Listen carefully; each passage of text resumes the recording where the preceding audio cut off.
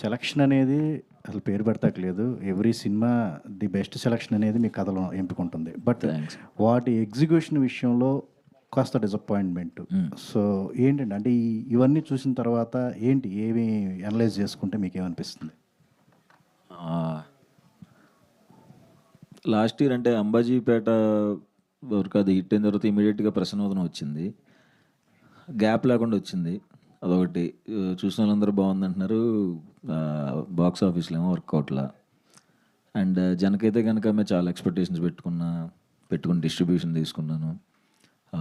First 2 days అంతా చాలా మంచిగా ఉంది. ఇంకా మంచిగా వెళ్తుంది అలాగే అనుకున్నాను. మరి ఎక్కడ ఏమవుతుందో నేను అందరితో మా ఫ్రెండ్స్ అందరితో కూర్చుని అదే దాంట్లో ఉన్నాను. బట్ ఏమో అంటే ఎప్పుడు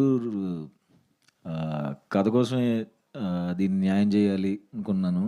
రిజల్ట్ కూడా వస్తుంది అని అనుకున్నాను. బాగుందంటున్నారు, ఎందుకో వర్క్ అవ్వలేదు. సో మరి అది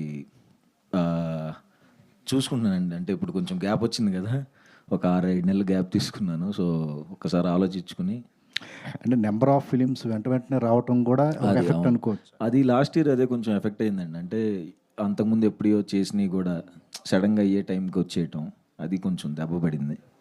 కొంచెం అది ఈ ఇయర్ అందుకనే చాలా స్ట్రిక్ట్గా తీసుకుంటున్నాను. అంటే